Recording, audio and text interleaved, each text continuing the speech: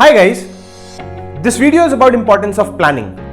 हम सब जानते हैं planning is futuristic in nature, और जो हम प्लानिंग की बात कर रहे हैं ये वो सारी चीजें हैं जो फ्यूचर से रिलेटेड है। आप देखो ना, when to do, how to do, what to do, ये सब बातें फ्यूचर टेंस की है, ना ये प्रेजेंट टेंस की है, ना ये पास्ट टेंस की है। और जब मैं फ्यूचर के बारे में बात करूंगा तो definitely it will hold a lot of importance. आप जिंदगी में 100 रुपीज कमाते हो, 20 सेव करते हो, क्या सोच के? फ्यूचर को सोच के।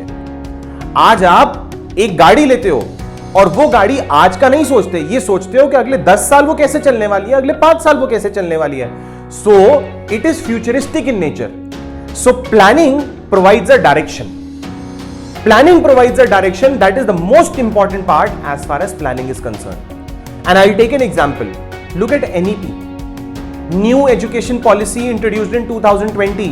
अब इसका प्लानिंग स्ट्रक्चर 2017 से चल रहा था, 2017 से 2020 तक चल रहा था, and the government has said the entire policy will be full-fledgedly implemented in 2030. तो मतलब 12-13 साल की पूरी प्लानिंग, एक 484 पेज का डॉक्यूमेंट, 484 पेज का डॉक्यूमेंट जिसको 2 साल से ज्यादा लगे प्रिपेयर करने में, ये सब प्लानिंग है। और ये वो डायरेक्शन देता है कि अगले 10 साल, अगले 20 साल, अगले 25 साल एजुकेशन सिस्टम कैसे चलने वाला है। So friends, planning provides a direction, that is the importance. Second, planning reduces the risk and uncertainties. अभी मैंने क्या बताया? प्लानिंग फ्यूचरिस्टिक है। फ्यूचरिस्टिक मतलब भविष्यकाल। अगर भविष्य आपको पता चल जाए, स्पेक्युलेट हो जाए, एस्टिमेट हो जाए, या आप उसको थोड़ा हल्का फुल्का भी स्टडी कर लो, या फिर प्रोज एंड कॉन्स कैलकुलेट कर लो, definitely it will reduce the risk and uncertainties कि कल क्या होने वाला है। अभी हमने जो सेविंग का कॉन्सेप्ट किया, वो सेविंग का कॉन्सेप्ट भी तो रिस्क और अनसर्टेनिटीज को लेके ही होता है। So planning reduces the risk and uncertainties. Third, planning reduces the overlapping and wasteful activities. I'll take an example of my friend. अब मेरा फ्रेंड एक रेस्टोरेंट चलाता है। अब रेस्टोरेंट चलाने से पहले एक फुल फ्लेजेड प्लानिंग की जरूरत है। क्यों प्लानिंग की जरूरत है? Suppose you go to a restaurant and you order for a vegetable, और वो कहते हैं सर वेजिटेबल तो खत्म हो गई। Then you order for a drink, वो कहेंगे ड्रिंक खत्म हो गई। Then you order for a salad, sir salad में तो खीरा खत्म हो गया। Are you mad? What kind of restaurant is this? So to run a restaurant, he needs to look at raw material. ये एंटिसिपेट करना पड़ेगा कि कितना रॉ मटेरियल यूज होगा और उतना रॉ मटेरियल मंगाया जाए कि वेस्ट भी ना हो। सपोज अगर 100 kg ऑफ वेजिटेबल एक मंथ में कंज्यूम होती है, तो प्लानिंग और एस्टिमेशन ये बताएगा कि 100 to 120 kg मंगानी है।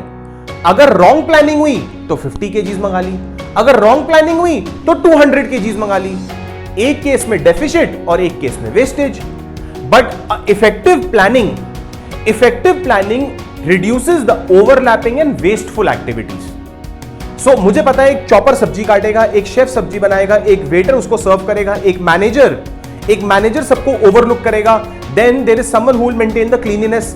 So ये सारी overlapping of activities या wasteful activities, ये सब प्लानिंग प्रोसेस में बहुत क्रिटिकली एनालाइज की जाती है।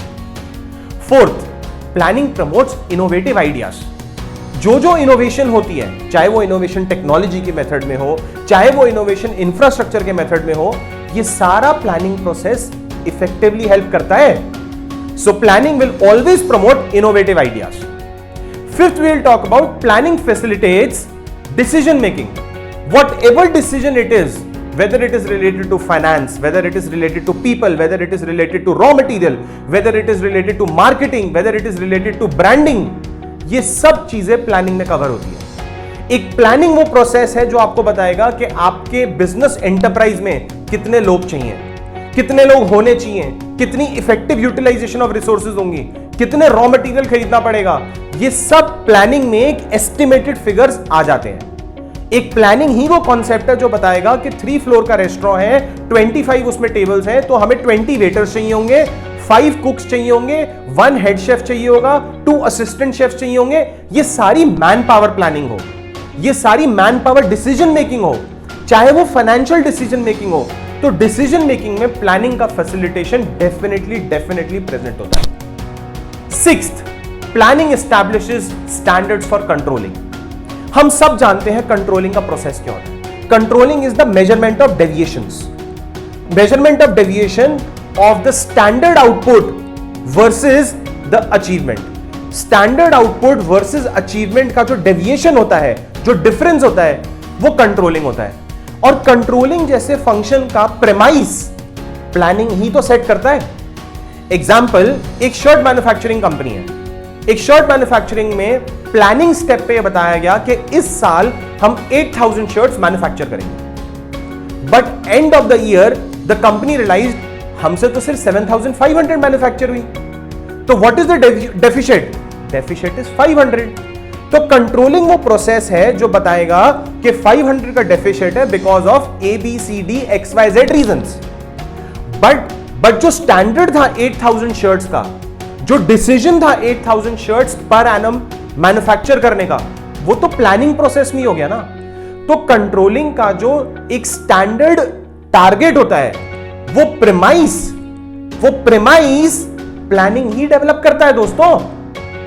So that is the importance of planning. So these were the 6 points where planning plays an instrumental role in any business setup, in any business organization. Thank you.